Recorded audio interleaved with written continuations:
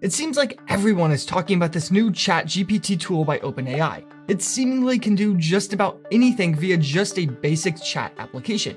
It's able to write songs and essays, and it's even able to write code.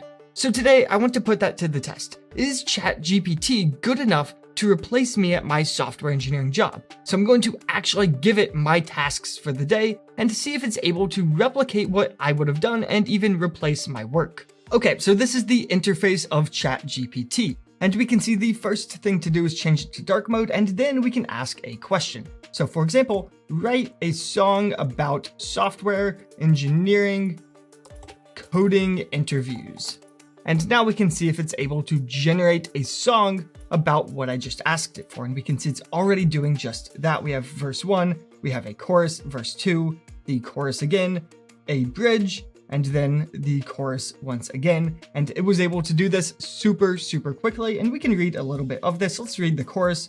Coding interviews, oh, how they test me with algorithms and data structures to see if I have the skills to join the team. Coding interviews, the bane of my existence, it would seem. So this is actually really well written. So it understood what coding interviews are about, that these are interviews using algorithms and data structures. It knows that they are the bane of software engineers' existence, but with them, we can figure out how to join the team. So this is really well done, and we can see that it really understood what I asked it, and it was able to generate something that seems like a human could have written it, but it did it extremely quickly.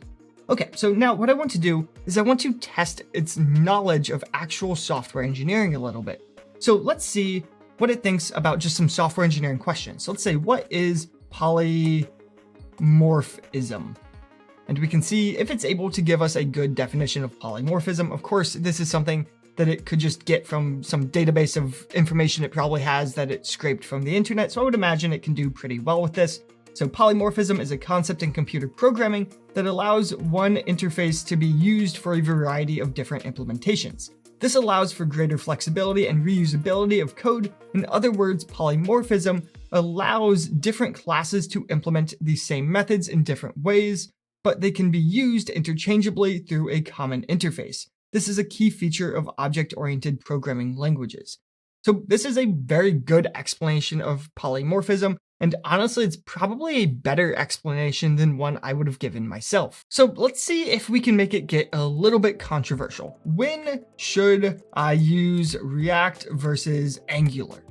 Okay, let's see what it thinks on the age-old debate, React or Angular. The decision to use React or Angular for a project ultimately depends on the specific requirements and constraints of the project, as well as the preferences and experience of the development team. Both React and Angular are popular JavaScript libraries for building user interfaces, and they have many similar features. So this is where I would say is the first thing I've seen that's sort of objectively wrong, in that Angular is not a library, it's a framework, but okay, we can continue. One key difference between One key difference between the two is that React is a library while Angular is a framework. So it sort of contradicts what it said right before, but okay, so that is correct. This means React provides a set of tools and components for building user interfaces, but it does not provide a complete application architecture. Angular, on the other hand, is a full-blown framework that provides a complete application architecture, including tools for routing, dependency injection, and more. Okay, so now what I want to see is, can it actually write real working code? So let's simply say, write a tic-tac-toe game using HTML, CSS, and JavaScript. So let's see if it can generate a game using code completely from scratch. So it seems like it's giving us steps to do it. I don't necessarily want the steps, I just want the code. But okay, let's see if it adds the code below this or if it's just going to tell us how to do it. Okay, so here we have the actual code. So we have HTML for the board game, and it's doing this sort of slowly. I'm not sure why this is taking longer than it did before. I guess it needs to figure out the code. And we have a table, it seems, for the actual board. So then we have a style tag with our CSS. So it has the table and the table data. And then we have our script down here to handle the game logic. I don't know why it didn't give us these in separate code segments, why it's giving us all in one file, but it's not really a HTML file. It doesn't have like the HTML head and body tags and all that. Just sort of gave us this. Then it looks like it didn't finish. So we just have a comment here at the bottom. So yeah, this isn't finished, but it seems to have gotten to the end. So let's say, can you finish the code? I'm not sure why it didn't give us completed code. So that's a little bit strange. So now it says the handle click function can be completed. Okay. So it's sort of giving us different functions in different snippets, but I just want like all of the code together. This is a little bit strange the way it's doing this. I guess this would work. It would be a way to figure everything out, but it's a little bit strange. I also don't know how I feel about this like way it's checking winning combinations using these strings instead of just using like indices. So this is a sort of strange way to go about solving this. It seems like it's way overcomplicating this particular problem. This really isn't a particularly complicated problem to solve. And once again, it stopped early. So let me just say, can you give me the entire code for a tic-tac-toe game using HTML, CSS, and JavaScript? So let's see if we can get the whole thing at once rather than these little snippets. I just want one big thing that I can copy and paste and play tic-tac-toe. Okay, so once again, it did not actually finish. I'm not sure what the deal is with this, where it just sort of stops in mid-thought, like it literally opened up a string and never finished the string. It also looks like it might be using backticks for these strings, which there's no reason for that. These aren't template literals. There's no variables being used inside of the strings, especially when it used normal double quotes up here. So it looks like we aren't going to be able to play tic-tac-toe with just what it generated. Okay, so I reset ChatGPT, and what I want to check now is how its debugging capabilities are. So we've been told that it should be able to debug code. So for example, let's write some code and ask it to debug it. So let's say, can you debug this code? And below it, we will have a function. I'll call this test, and this is going to take in a number, and it's going to return test of number -1. So the issue here is that this would infinitely loop because of this recursion with no base case. So let's see if ChatGPT is able to figure that out. And it says it looks like the function is attempting to call itself recursively without any base case. So that's exactly what I just said. So good job on ChatGPT. It looks like it's even fixing the function call for me. So this is pretty great. This means that the function will continue calling itself indefinitely, resulting in a maximum call stack size exceeded error. That's a weird way to refer to that. It's a stack overflow, but that's fine. What it says is correct. To fix this, you can add a base case to the function to specify the condition which the function should stop calling itself. For example, you could add a condition that checks if the number argument is equal to 0, and if it is, the function should return a value instead of calling itself again. Here's an example of how the function can be fixed. So we have the test function. If number is 0, we return 0. Otherwise, we keep doing these recursive calls. So this is correct. One thing I would say about ChatGPT, sort of from a UI perspective though, is that this is really hard to read. So for one, I don't know like what language it thinks this is with the coloring, where it seems like some of the words and the comments are getting colors. So for example, function and return, because I guess these are keywords, they're getting colors like they are code. Additionally, this is sort of wrapping weirdly. So this text here is part of this comment, but it's wrapping to a new line.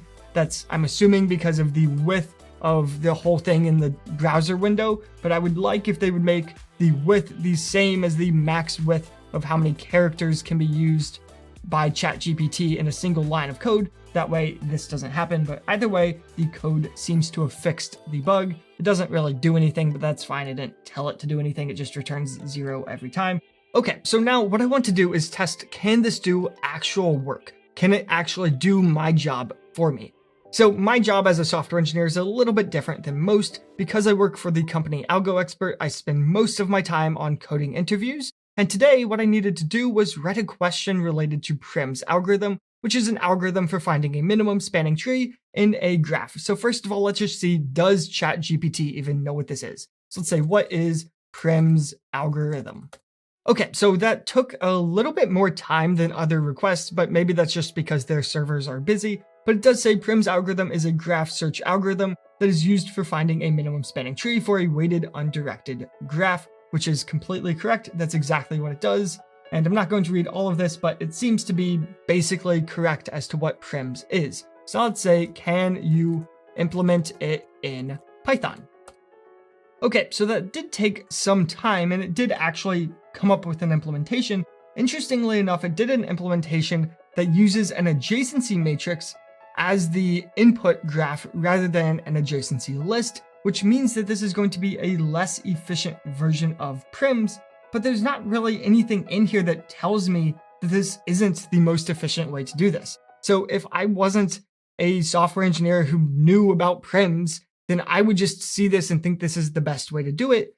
And it's not necessarily the best way to do it. So what I'm going to do is follow up and see if it can fix it, but it not telling me that this isn't the most efficient solution isn't a great start. So let's say, can you use an adjacency list instead?